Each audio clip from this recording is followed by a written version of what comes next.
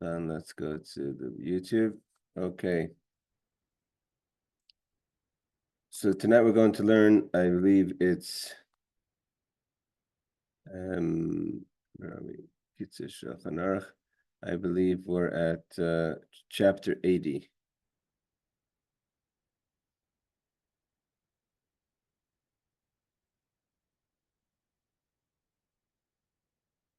Okay. So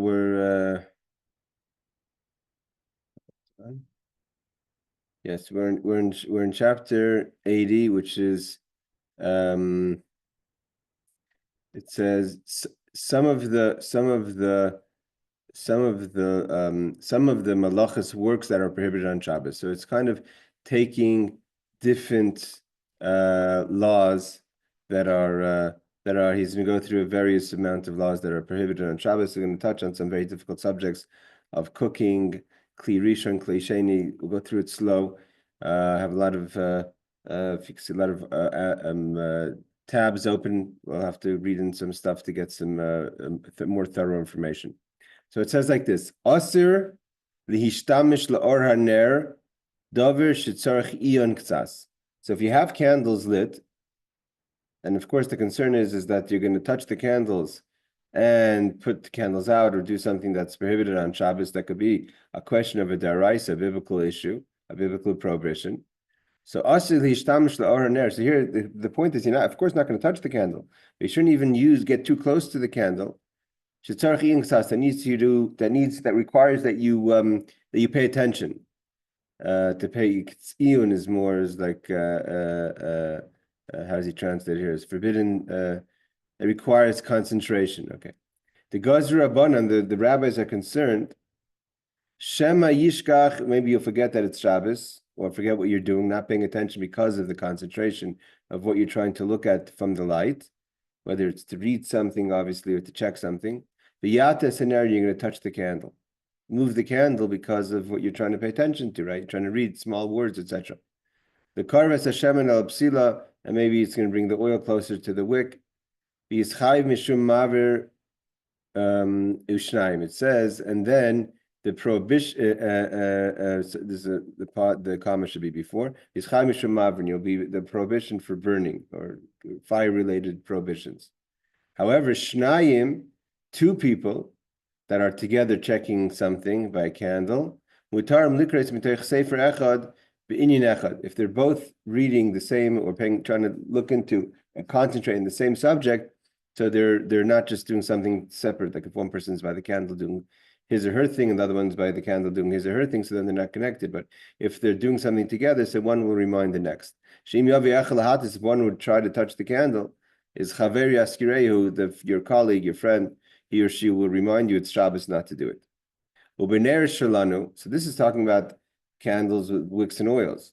So b'ner shalanu shahachelev or yahashaiva, where the fat or the wax. So basically, the candle was used. We said of types of fats or waxes.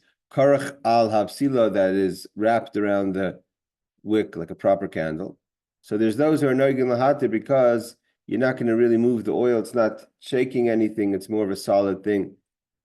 But nevertheless, you shouldn't just read from it just like that. You should make some sort of a notice. Hackers like to make a kind of something a little bit change, something that reminds you. That maybe you'll do something. You'll touch the top of the wick, and then it can make it like a little coal, which is also part of the prohibition of burning on Shabbos. So the Rambam Havi Isid Rice, according to the Maimonides, Barbie just mentioned the Maimonides. According to the Maimonides, this is a biblical prohibition to touch the wick, and it would cause a pcham, and that is if you snipe off the chard of the wick, which is according to the Rambam a prohibition. And even through a non-Jew, it's forbidden to snipe the tip of a wick, because again, that causes some sort of cham. Like, you know what happens? The wick has that little charred part on the top. So therefore, the candle one should not even the candle one should make a hacker to remind you, although it doesn't have the same concern of oil because it's solid. Nevertheless, you have to remind yourself not to touch it. Yes, Barbara. I was just going to get some clarification. It says not to snip off the tip of the wick that's charred. They're referring to using new candles every time you light Shabbat candles, right? They're not referring to because obviously you're not going to adjust this during Shabbat. Well, the concern is that you may just, we're talking about a person who's trying to read or use the candle, and you may end up through movement or something, cut off the wick and cause the charred part to be created and come off, and that would be prohibited on Shabbos. Oh, I see what you're saying. So like Yeah. the So wick burning down, the Yeah. burnt down part of wick. Yeah. So you may kind of play with it, trying to move it, and it's going to cause you to do something which is biblical prohibition. The rabbis are concerned, of course, that when you're concentrating on something like this, your awareness of the Shabbos may be lacking, and therefore you may do something that if you were more. Therefore, he points out the concept of iyun ksas that requires concentration. While you're concentrating, you're going to not pay attention or forgetful about Shabbos. Again, obviously, the question is about lamps, which doesn't have the concern of the oil or the wick. I'm talking about the electric lamps. But again, the question would always be of adjustment of electricity, what have you. Whether if you have those candles, those lamps that are you could make more intense, more bright, or of course turning on and off the light, etc. So those things, for instance, till today we have some people have in their homes or in shuls for sure, where they'll have different reminders, heker, by the switches. So they'll put either little plastic or magnet connected kind of pieces that would cover the switch. Again, these are all things to remind us. A lot of people don't pay attention while they're on the move because of habit. Whether it's people go out of the restroom and turn off the light, or go out of a bedroom and turn off the light, and are not paying attention what they're doing. So some people in their homes will have, definitely, you see it more in shuls, will have things that block the ability to just casually turn on and off the light. Yeah, a dimmer switch. I had to get a clarification from the rabbi because I have a dimmer switch and my light in my living room area. And he said, no, that's the same as if you turn it on and off because you're increasing the brightness of it. Yeah. So Okay, so let's do the footnotes on this law. Oil lamps, he says, even if the oil lamp is placed very high and it's quite inaccessible, the Taz and Bir Halacha say you should not stand under a oil lamp and look at it in a way of even casual concentration, because you may be forgetful, you may reach up. Obviously, if it's totally unreachable, something else. But he's talking about when it's high and it's not quite, and it's not quite in, and it's quite, and even if it's quite inaccessible, it's not 100% inaccessible. Okay, number two is what's it mean by concentration? Reading portions of the prayers that are somewhat familiar to you is permitted. So if you're reading something that you kind of sometimes when we read a lot of we read the prayers of the Tehillim over and over again, you just need to see kind of the structure of the words because you've said it so many times. So that's different. Then let's say reading a book or reading something that you haven't read before, where it's something new, it's fresh and new information. You may be concentrating and need to read it better, and you may adjust the light. Number three is so it says this is a rabbinic, lest you forget that and tilt the lamp and draw the way closer to the wick, thereby violating the deraisa of the prohibition. The deraisa refers to something that is prohibited by Torah. Number four is if you have two people, most posts can permit this only for such reading that is a mitzvah, such as Torah study or reciting Tehillim. This is from the Magen Avram, Pri Megadim, and Mishnah Brura, that even if you have two people together that they could remind each other. They shouldn't be just reading anything like an ingredient or instructions, etc., but something that's connected to Torah. Excuse me, to Torah study. In the case where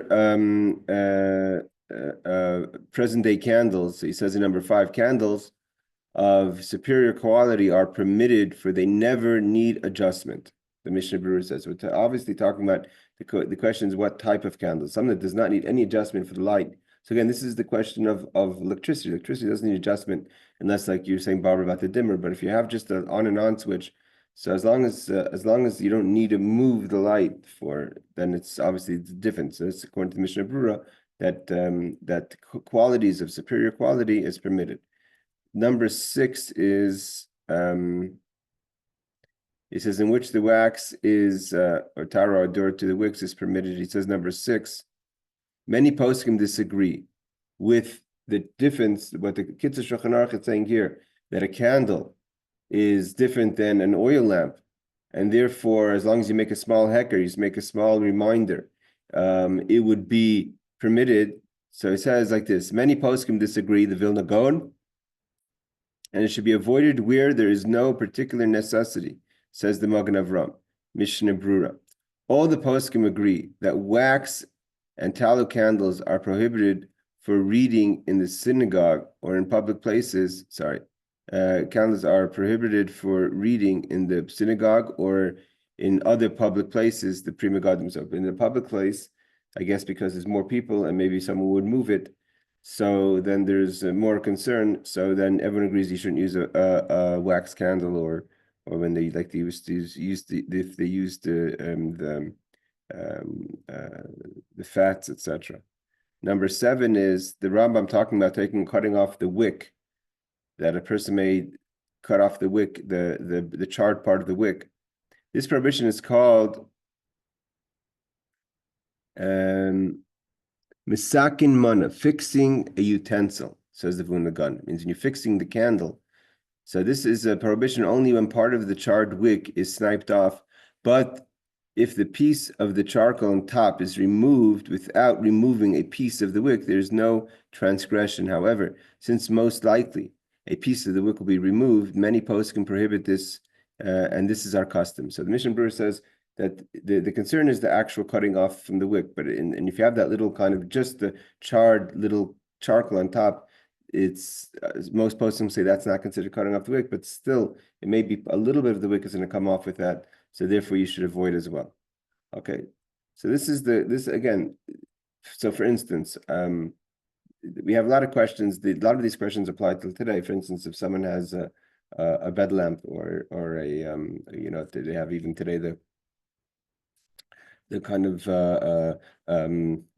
lamps that are literally attached to your bed, not just on the side of your bed, for reading. People like to have reading when they're able to read at night. So obviously you have to make sure that we're talking about a situation that's not going to come. You can't come to by mistake in adjusting it, turn on and off the electricity, or even adjusting the level of the electricity. Okay. Next law is Asr liftoach delas oy chalon neged ner hadoyle kishu karv lehem. Now the question is, this is also something that is a common occurrence, is if you open the door when there's a fire burning or a lamp burning, right, and then that causes the wind, either it's going to have an effect on the candles one way or the other. So it says, you cannot open a door or a window next to the fire when it's burning, when it's close by. Because you may put out the fire by opening the window or closing the door or opening the door. And then, although you're not directly putting out the fire, but you're causing the fire to go out, which is a prohibition on Shabbos.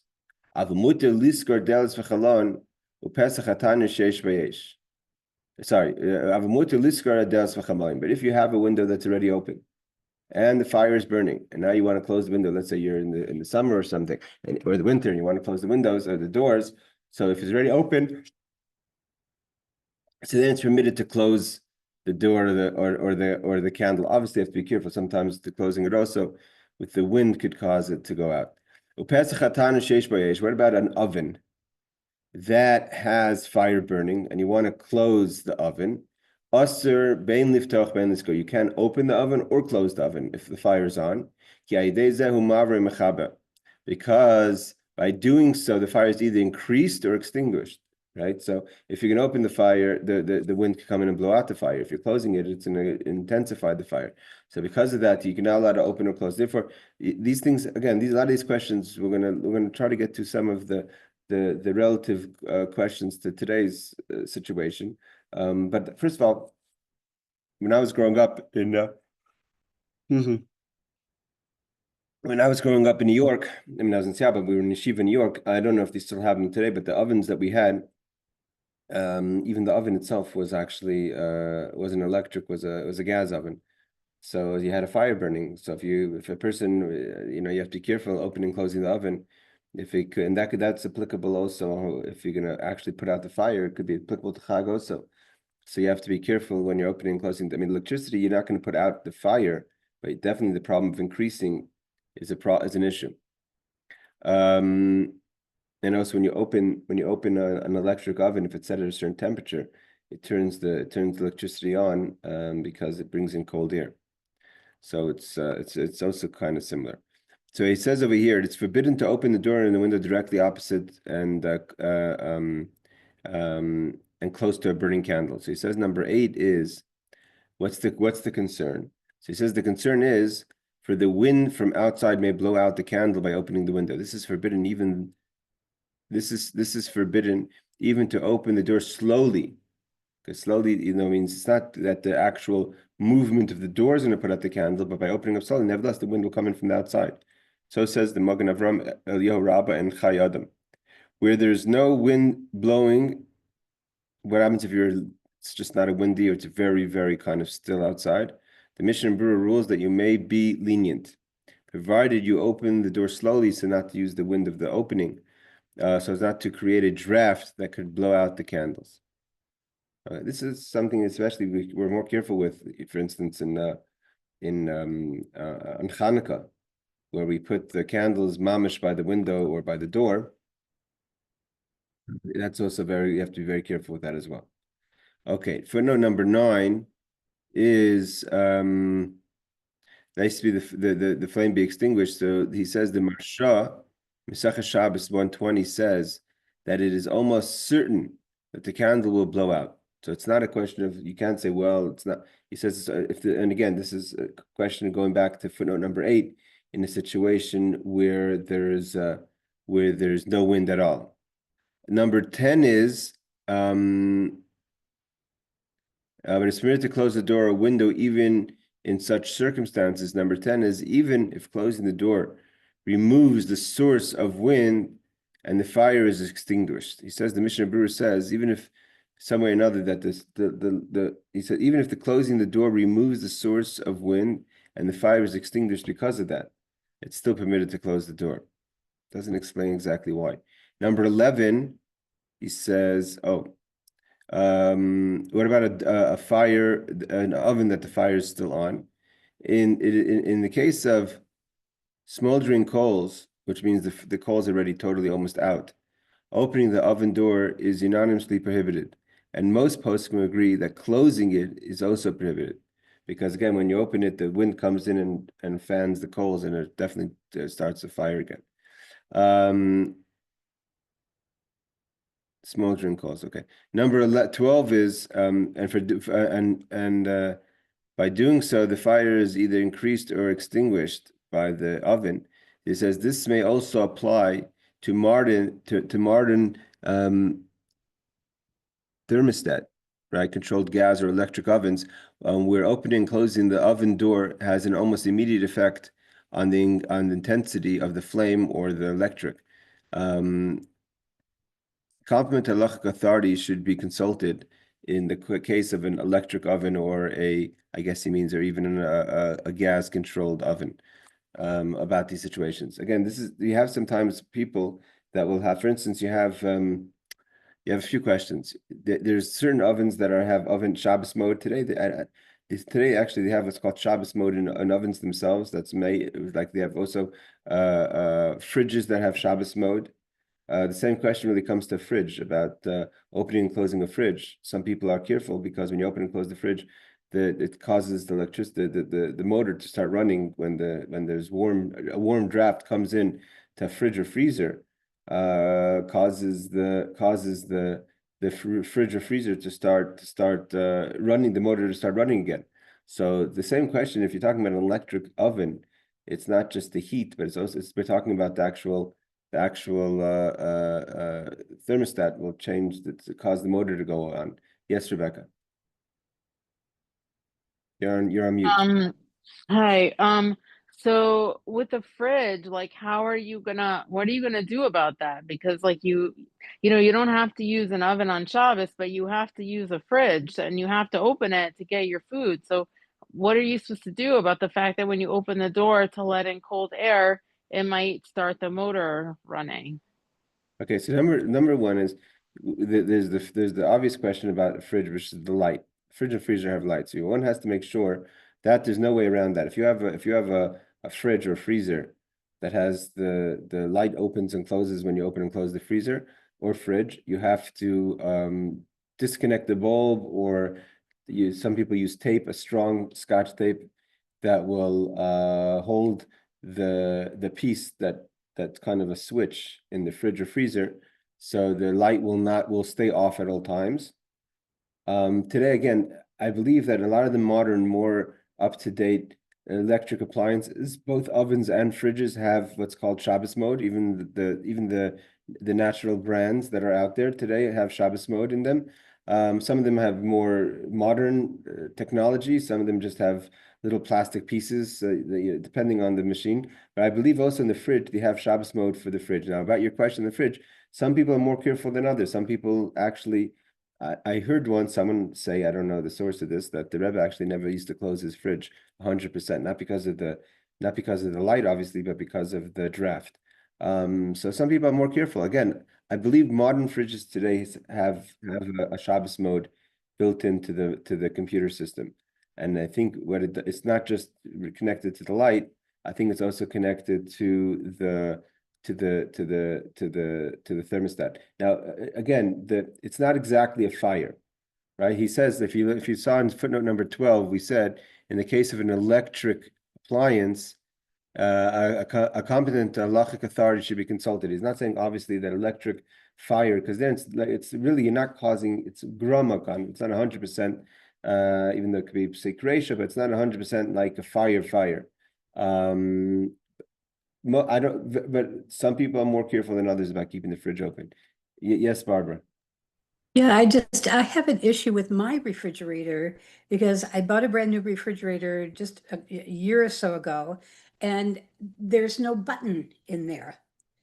And I didn't realize it didn't have a button or the bulb that I could turn off. And I've called the manufacturer and they said, well, it doesn't have a button. And I've got to figure out how to get in there and get at the bulb, because obviously it's got to have some way to get the vent off or whatever. Can I interrupt for a second? Sure. So there's, with a lot of these like very modern fridges, you can buy like a magnet that's like the shape of a coin or a quarter, and you put it on the panel on top, and somehow that stops that turns the light off. I guess it disrupts whatever the process is in there. Another thing you could do is go on YouTube and search like, how do I turn off the light in the model, whatever fridge? Oh, I And did you'll that, see and there's I couldn't find it, but nothing there. Or search online, because I'm sure like plenty of other people had that question, but try the coin. magnet that's like the shape of a coin. Try that. Can you send that to me in chat, please? Sure. Okay. So I just want to say about the magnet. We had a new fridge in the last place we lived in that didn't have, we couldn't figure out the Shabbos mode, or it didn't have Shabbos mode, and we also couldn't undo the light bulb. It was almost impossible. And so we had the magnet thing, but the problem with the magnet was, so you put the magnet usually is on the top. So there's a little metal, you'll see that there's a metal, that you don't recognize it as a magnet, because there has to be some sort of technology that recognizes when the door is open and closed. So it's some sort of magnetic thing, and it doesn't just turn on and off the light, it also turns on and off a whole bunch of things that are going on. If you leave the fridge open, it starts an alarm. There's a lot of other technologies that are that are built into the fridge if it's open. And to close it and turn off all that electric is also prohibited on Shabbos. So we Um, did go ahead. oh, sorry. No, I don't want to interrupt when you're finished. So we did do the issue. We did figure out the idea with the magnet, and you can't just get any magnet. We bought like these super strong magnets you could get like in a hardware store. We put it on top. It worked for a while, and then we had the problem where the magnet itself would kind of move around and it wasn't 100%. So you have to really like test and trial it. At the end, we had to put very strong tape to hold the magnet in place to make sure that it doesn't move around and adjust. Yes, Rebecca. Also, I saw recently that in order to deal with this issue, I don't know if it's the Star K or some organization in Israel named like Somet or something like that that deals with like technology and halacha, but they basically came up with the help of like GE or some other company. They came up with this box, this like device that you attach to, you leave it on top of the fridge, and there's a way to like connect it to the wiring of the fridge, and basically it leaves the light on the whole time even when your fridge door is closed. So I can also try to find out for you, Barbara, how to get that. But maybe Barbara, if you could send me the brand and model of your fridge. I know a lot of people, so I can ask if anybody has a way to deal with that Okay. particular fridge. Yeah, it's a Whirlpool. I really like it. I was really happy with it. So, okay. But yeah, and you could check again if this. I'm almost sure that a lot of the main brands like Whirlpool or whatever, they have a Shabbos mode. They have like it's not something that it's not something that you're familiar with, but it's like some sort of code that you push this button and that button and it turns off the lights. Okay, I'll check. I had a fridge that had that you had again if you don't know how to do it, there's no way you would figure it out, but there's some sort of built-in hidden code that you with the button Okay, that will tell you push this button that's up and that button and the cool button. But it's just again they put in a special technology for the Shabbos observant people that will turn on and off go into Shabbos mode. And like for okay, instance, the fridge I had recently also did that, and when we got into the Shabbos mode. It turned the whole thing into Shabbos mode it turn itself off after 24 hours. And you had to wait to do it like for Yom Tiv. So they had a way to do it for 24 hours, for 36 hours, for 72 hours.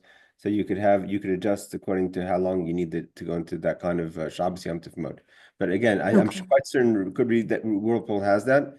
And you just have to check what the code is to get that done. Usually they'll have someone on YouTube I remember literally it can be complicated. Something push this button 3 times, hold it for 30 seconds, then let it go and push that button. Not like it's a whole shtick that they built in. Yeah. It's only for those who are in the know that will help you I turn on should and have made sure it had a Shabbat mode, but I just assumed it would and never assume anything. So, off. Okay, okay, so Can yeah, that's I that. ask can I ask you a question about something else? Sure, go ahead. Um, so not to be a troublemaker, but um there was like an issue in my apartment building with the lights in the stairwell. When a person walks in the stairwell, they go from dim to bright. And I asked Shyla about that because it was like really upsetting me that every time I go in the stairwell, it's like Mhm. messing with the lights. So I asked Shyla, and I was told that first of all that it's okay for several reasons, but also that an LED light is not the same as like a regular light, and therefore um it's not, of course the person should do their best not to cause an LED light to turn on, but that if someone does, that it's not the same kind of avera as someone turning on a bulb. Is that Yeah, right? yeah, I mean, again, you have other people have like uh, you have things that are like people have in like I've seen it in Seattle a lot where you like in kind of very dark places, they're not always does it have outside light from the street light. We'll have sensors that as soon as you walk Yeah, out, the lights go on. So right. again, there's a certain concept where a person just does, you can't things are happening around you according to Shabbos. There's no kavanah, there's no intention. There's a lot of Shabbos is broken down to a lot of details in the laws of Melachos. If you're benefiting, you're trying to do something, here you're not doing anything. It's not like you just happen to be walking. Again, these things apply to a lot of questions. If you're staying in a hotel, a lot of hotels will have electric, the doors open automatically when you walk in. You're staying there for Shabbos. So a lot of these questions come up in modern technology. I know in Eretz Yisrael, obviously they've disqualified these things when it comes to Shabbos. They don't have the electric doors, and they have Shabbos keys for Shabbos. Like if you go into a hotel today and you have and today they have all the doors are electronic, even the doors of your bedroom that you rented. So you have, it makes things difficult. In Yerushalayim, obviously they give keys. I believe still, I haven't been in a hotel here in Yerushalayim for a while for Shabbos, but I think still give out keys because otherwise you can't use the credit cards, the electric cards for Shabbos. So all these things come into play. And yeah, today technology is all around us. You could be walking somewhere and it just the sensors go off all over the place. So there's a concept where you're just doing your thing. You're not looking to turn on and off sensors. If you're walking the stairwell. It's nothing. You have no intention. You're not involved at all in the lighting. The lighting is kind of happening on its own. Although you're you're causing it to happen. So there are questions about that. Okay, so But sorry, go but ahead. am I correct that turning on an LED, causing an LED light to turn on is not the same? That I'm not familiar with. Again, Ah, LED lights, I'm not familiar. If they obviously whoever told you that has checked into the question of LED lights versus regular lights as far as electricity goes. But I'm not familiar with that technology to know that mhm. LED is different than, let's say, a regular bulb. Bulb. Okay. Okay, so it says over here like this. This is definitely not part of what we're trying to do here. So he says like this. Okay, here's another question. Aser la'ares roitev reiseach achatichas lechem oi matzos. Okay, here goes. Now we're going to the difficult questions of bishul achar bishul, of foods that have already been cooked. Like for instance, you have bread. The bread has already been baked, or the matzah has already been baked.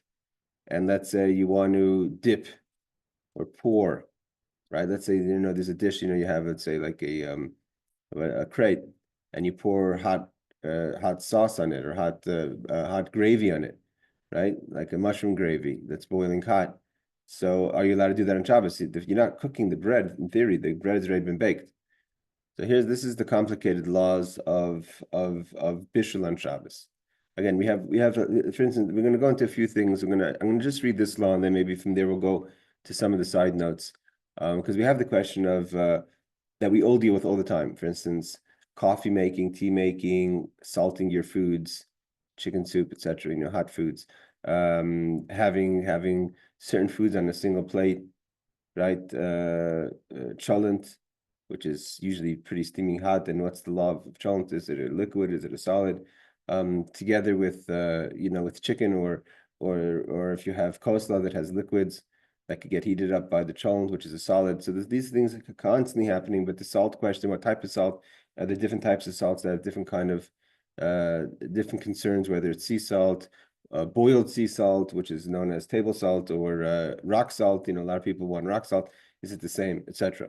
So here, let's see. It says, it's prohibited to pour boiling gravy. So the gravy obviously was, let's say, left on a blech before Shabbos. It's very hot. And you want to pour it on a piece of bread or matzah. So it's prohibited. First, pour the hot gravy into a plate. So it's already not in the, it's not, so again, there's kli rishon, sheni, and shlishi. And then there's iri kli rishon, kli sheni. You have what's called pouring, and you have the direct heat.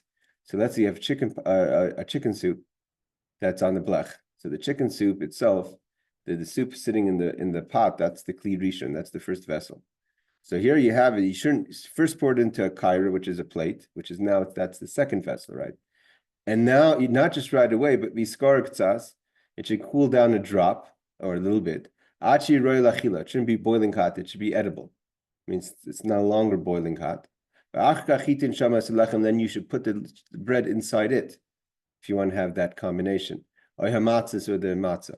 As long as the gravy is boiling, even if it's now no longer in the kli rishon in the first vessel, it's in the kli sheni, in the kaira, in the plate.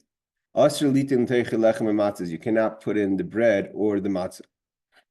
So too applies. Do not place salt, tavlin or other spices, the into this gravy.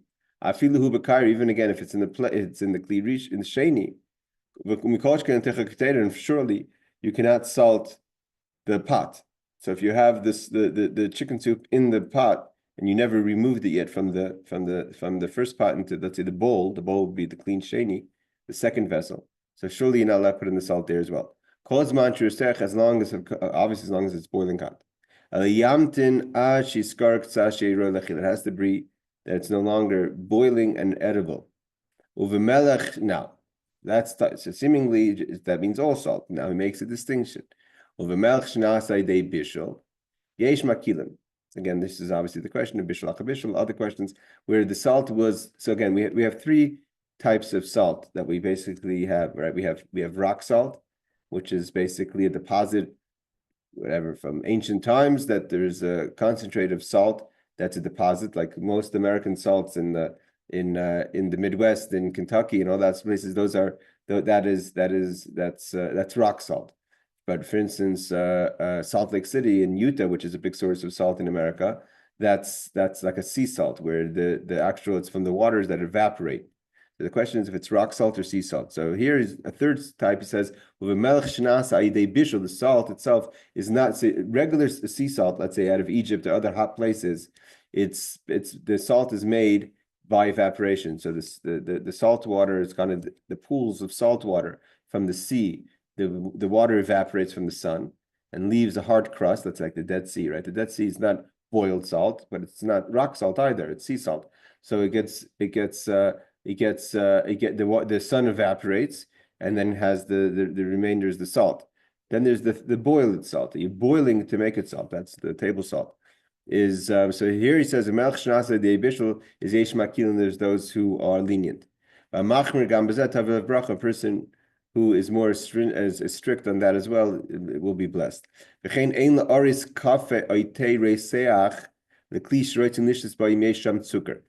let's say, you have a pre-made hot boiling coffee and tea made already, right? Some people, you have the pot, let's say the urn sitting on a blech that's boiling hot, and you have a cup that you're going to drink the coffee in, but the cup has already sugar inside. So when you pour iru, you have to remember this in the laws of heat on Shabbos. So we have kli rishon, which means even after it's taken off the fire, the actual where the original receptacle is of the heat, let's say like the pot of soup. Then you have irui kli rishon, which would be, for instance, you have an urn that was on the fire, and then you pour it into the second cup. So it's when it hits the second cup, it hasn't settled in the second cup yet. It's being poured from the first cup, so it's not from the first vessel. So it's not as if it's in the first vessel, but it's still hotter than it's in the second vessel. So here you have the sugar ready sitting in the second vessel, but it's being poured on from the first vessel. So he says that's prohibited. So what should you do? So instead of pouring the coffee on the sugar, is coffee vati. First pour the tea of the coffee from the first pot into the cup. And then you place the sugar in it, so the liquid is already sitting in the second cup, and it's not being poured from the first cup, which is considered a more intense heat than once it's already been settled into the second cup. But for whatever reason, whatever that means, in a case of necessity, whatever that means, then we could be lenient. So let's first learn the footnotes over here. We have some time. We're going to read a bit about what we're talking about. So here we have it's forbidden to pour the gravy onto the bread and the matzah. It says the author holds the stringent view of the Yerim and the Smag, who maintain that the prohibition of cooking on Shabbos applies also to food that was already baked. So here we have baked bread. So what are we concerned about? You can't cook the bread. The bread's already been cooked. So why are we concerned to pour the hot gravy? So here he's holding the Kitzur Shulchan Aruch, when he says the author means the Kitzur, holds of this different views, but the view of the Arim and the Smag, that it's prohibited to they maintain that the prohibition of cooking on Shabbos applies also to foods that has already been baked. Okay, number 14 is okay. So he says over here, so what should you do? You should first pour the gravy into a dish, which is the klisheni, and then wait till it cools, fit to eat. So what does it mean? What's this idea of waiting for it to cool, fit to eat? So he says like this: the gravy must be significantly cooled off so that the person's hand will not recoil when touching it. It's called yad selah this way. You know, if something's so hot that you're uncomfortable to touch it, then that's still a problem. This is called yad seledas. We are not sure as to the extent as the exact temperature of yad seledas. What is the actual temperature of yad seledas? Is it just any person themselves, or is there a set temperature that says that the person's hand, yad seledas means, again, the person will recoil their hand because it's too hot, right? You touch if you were to put if you take a piece of chicken, for instance, a solid, and you take it out of the original pot the pan that it was made in, and you put it onto your plate, it's still boiling hot, especially a solid. So you're gonna you're recoiling your hand. But what is that actual temperature? That's called yad seledas. So he says we don't know exactly the temperature of yad seledas. So he says, but it is approximately 45 degrees Celsius or 113 degrees Fahrenheit, which is much lower than what you're cooking at. I think people who are baking, let's say cooking meat or chickens, try to reach the 130 degrees, right? So he says, Fahrenheit. According to Rav Moshe Feinstein, it is 43 degrees Celsius and 110 to 160 degrees Fahrenheit. I'm not sure that 160 is much hotter. In this halacha, the author follows the Ramah 3:18:5. You should therefore not put soup nuts into soup or dip bread into cholent, again, which are very hot, if the soup or the cholent are yad seledas 45 degrees Celsius. So if, let's say, again, so the question is, we have baked goods, right? So you have soup bits. Can you put those bits into the soup if it's still at a 45 degrees Celsius or hotter? He says you should not. If you did, you may eat it even if you put the bread into the pot itself. Says the Klid Rishon, see Mishnah Berurah. But you shouldn't do it. But if you did it with the Eved, even if you placed bread indirectly into the first pot, at the end of the day you can still eat it. Yes, Rebecca. Let's say you're heating up soup from before Shabbos I use something called a hot mat. It's like a heating element, whatever. And then I'm also heating up noodles. The noodles are warm separately. So does it matter if I first put the noodles in the bowl or first put the soup in the bowl? It's not boiling. I really don't think it's yad soledas, Bo. It's not that hot. Again, listen. Today, I don't know how you could figure. I'm not sure how you could figure out 45 degrees on Shabbos. Maybe there's Shabbos permitted temperatures, thermometers that could do it, or if it's just an assumption, 45 degrees Celsius. If it's based on what he's bringing here, quoting here from Rav Moshe Feinstein, it seems clear that's not one of these things that you just assume. Obviously, everyone could tell if something is warm or hot. But what's considered hot and what's considered casual hot, you have people that will drink tea and coffee at a much hotter degree than other people, right? So the question is, it's not just in theory, yad seledas, this should be a general tolerance, but they've placed actually an established agreed heat, whatever it is, 43 or 45 degrees. So that all depends. Again, if it's under 45 or 43 degrees, according to the Ramesh Feinstein, under 43 degrees, so then it's not a problem. If it's above 45 degrees, then putting lakshan, noodles or soup bits is a problem. And again, then there's also the problem if the noodles are, see, bread and soup nuts are dry. Noodles sometimes are wet because they were made initially in water and they can be kept in some sort of liquid where they're not 100% dry. And usually, again, when it comes to noodles, to be 100% dry is usually not a good thing. because then it gets sticky and stuff. So if you go to a house, the noodles will be still a bit moist, and that water on the noodles is also a problem, more of a problem than, let's say, the soup nuts in the bread. So again, if it's not yatzuledisbo, then that's not a problem. But if, again, you have to check what's yatzuledisbo. I mean, But let's say it's not, then does it matter that's if not a you problem. first... If it's not a problem. No, but Again, I'm just asking, the like, bread or the noodles have been cooked.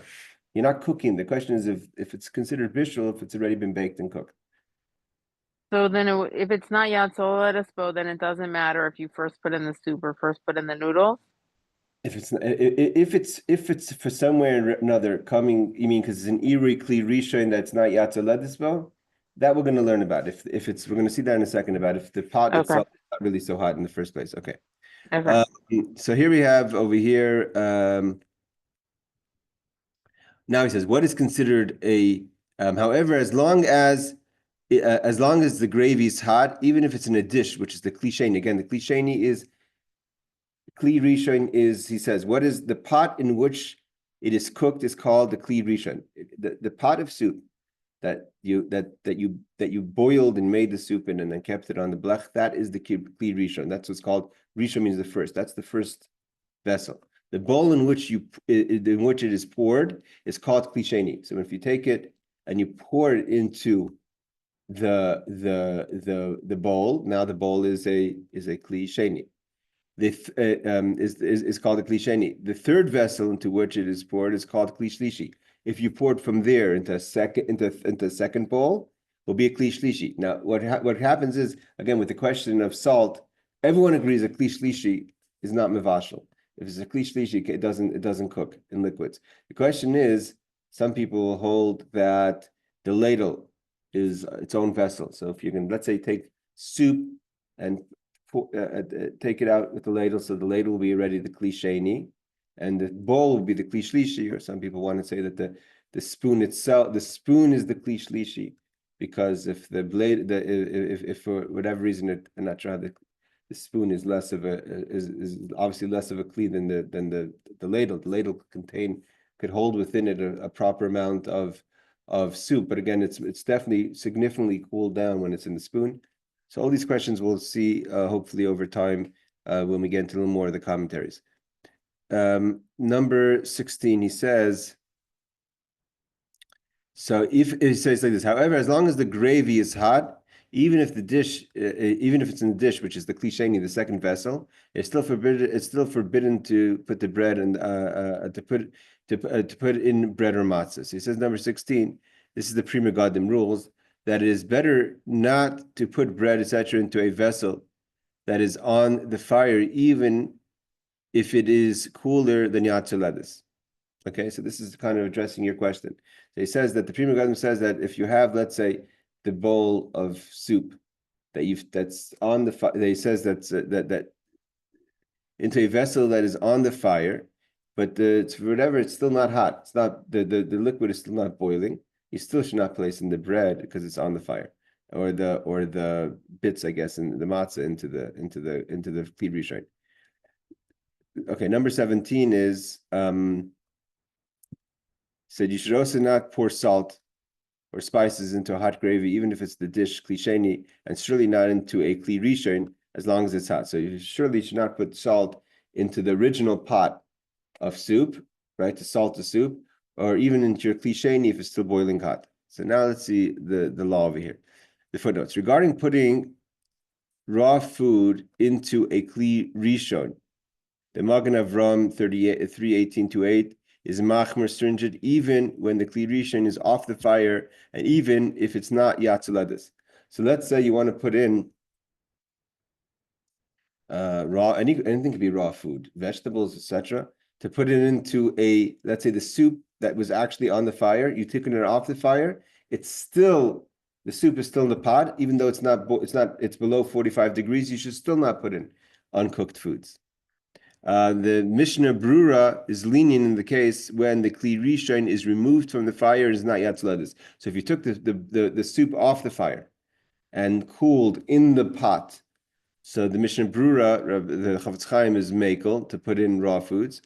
The Yerim rules that easily cooked foods like onions, etc., may not be put into a kli sheni when it's yatzer ledus. So if you have easily cooked foods, like he calls onions easily cooked foods for whatever reason, so then if you put that into, you have a boiling kli sheni, so it's not the kli rishon, you already put it into the bowl, you still should not put it in.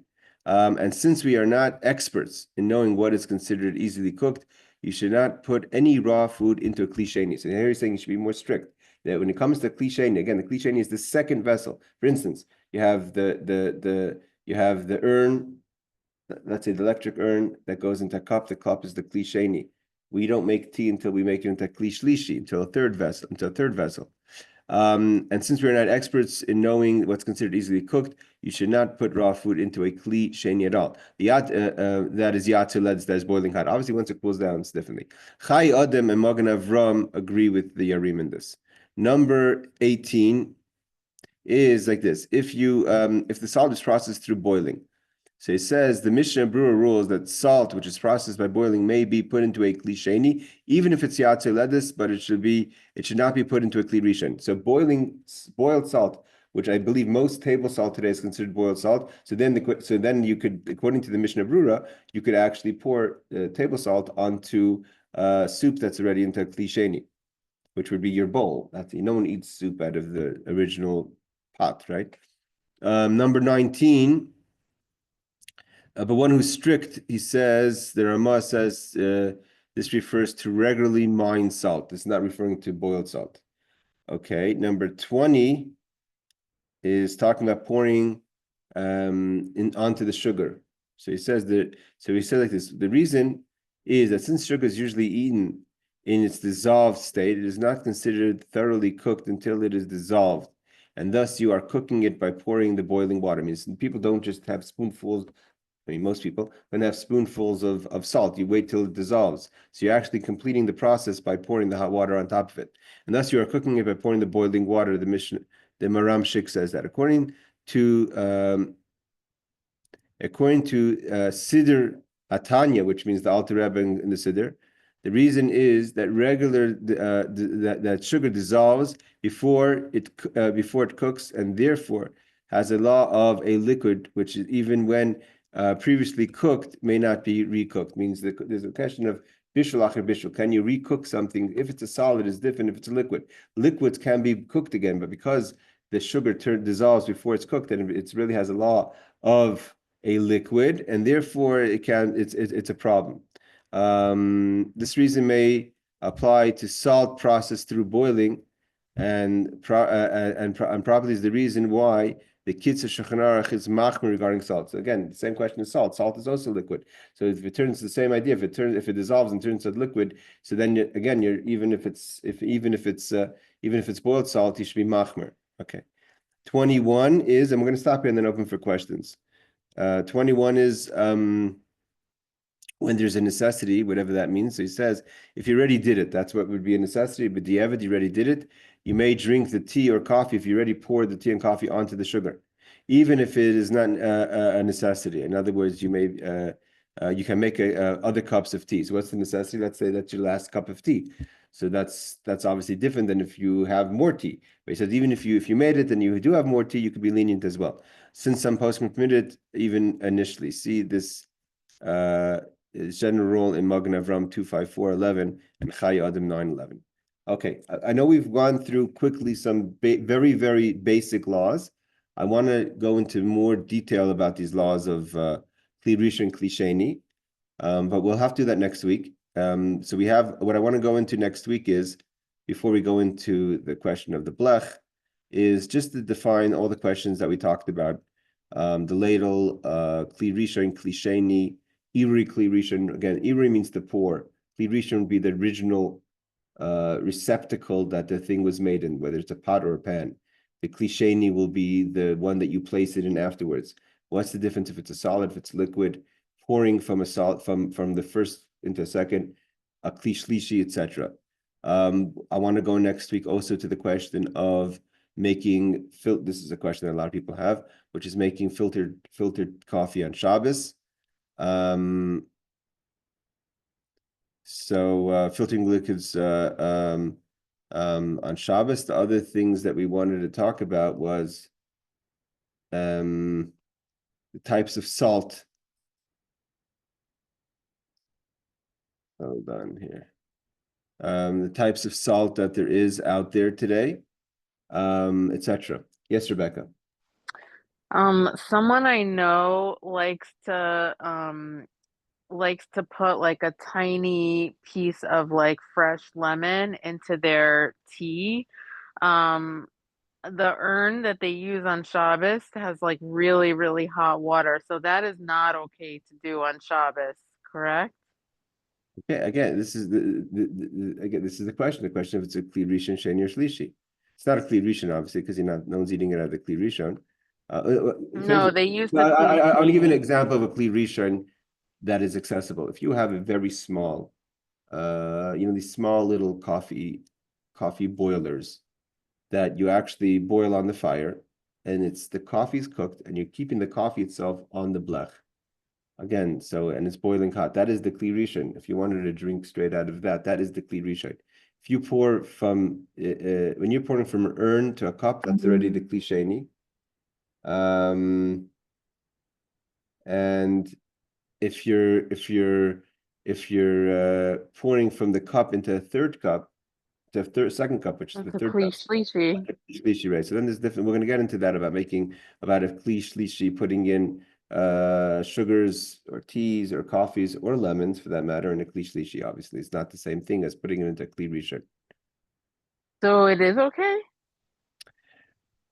Okay, I want to go through everything slowly because we have the questions of boiling, and when is it a problem with boiling no matter what? So liquids are different than solids. But you have Kli Shlishi. Kli Shlishi is not mevashel. So the Kli Shlishi for sure is not going to be a problem. Okay, because I'm not sure if it's like boiling the lemon. No, but because the water is really hot. I understand, but the liquid itself is already not it's not even in a second vessel. We were discussing now Kli Rishon and Kli Sheni. We didn't get to Kli Shlishi. Once it's in a Kli Shlishi, there's no opinion that cooks. Okay.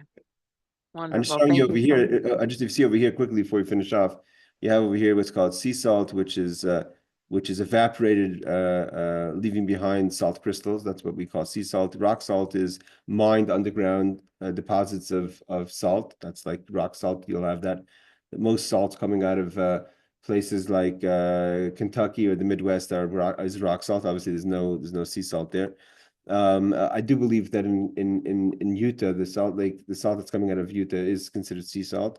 I'm almost sure. And then the boiled sea salt, which is known as table salt, so that we said is different because it's boiled. But then we brought down that the Alter Rebbe says, he quotes in the footnote that the Alter Rebbe says that if the concern is that it turns into liquid before it turns into before it's dissolved, so then it's like bishul, you're cooking the liquid, and there is bishul acher bishul. There is recooking when something is a liquid form.